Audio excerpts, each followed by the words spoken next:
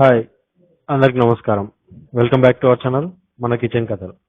ఈరోజు మనం చేసుకోబోయే రెసిపీ వెల్లుల్లి కారం వంకాయ. ముందు మనం మీడియం సైజ్ వంకాయలు తీసుకుందాం. దాన్ని మనం గుత్తి వంకాయ ఎట్లా కట్ చేసుకుంటామో అట్లా కట్ చేసుకొని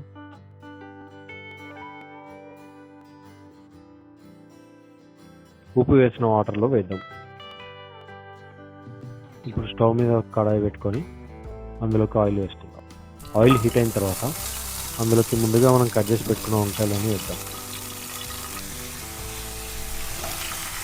అది 80% అయ్యేంత వరకు మగ్గనిద్దాం. ఇప్పుడు 80% మగ్గిని తీసి పక్కన పెట్టుకుందాం.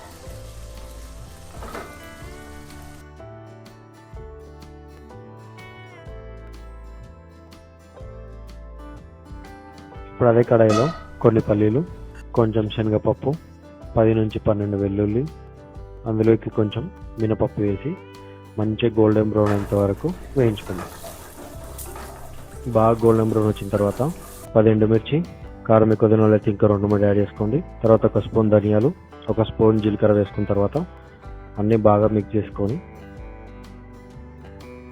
ఇందులోకి 1 స్పూన్ గసగసాలు, కొంచెం చింతపండు, ఇవన్నీ బాగా వేగిన తర్వాత ఒక చిన్న బౌల్లోకి తీసుకొని చల్లారబెట్టుకుందాం.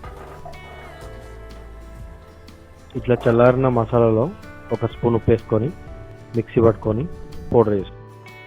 మనం ముందు రెడీ చేసుకున్న వంకాయలకి ఇప్పుడు మనం తయారు చేసుకున్న మసాలాని ఒక్కొక్క దానిగా మెల్లగా పెట్టుకుందాం.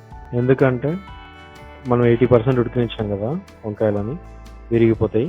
జాగ్రత్తగా పెట్టుకొని పక్కన పెట్టుకుందాం.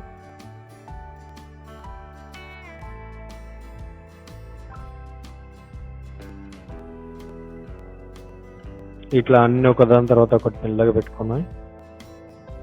ఇప్పుడు అదే బాండీలో కొంచెం ఆయిల్ వేసుకొని హీట్ అయిన తర్వాత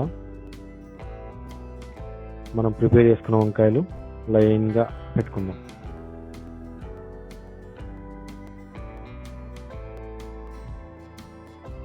మిగిలిపోయిన మసాలా మొత్తం పైకించి ఇట్లా చల్లుదాం. ఇప్పుడు మూత పెట్టుకొని ఒక 5 నిమిషాలు మగ్గనిద్దాం. A few moments later. ఇప్పుడు 5 నిమిషాల తర్వాత వంకాయలు మొత్తం ఒక దాని తర్వాత ఒకటి మెల్లిగా తిప్పుకుందాం.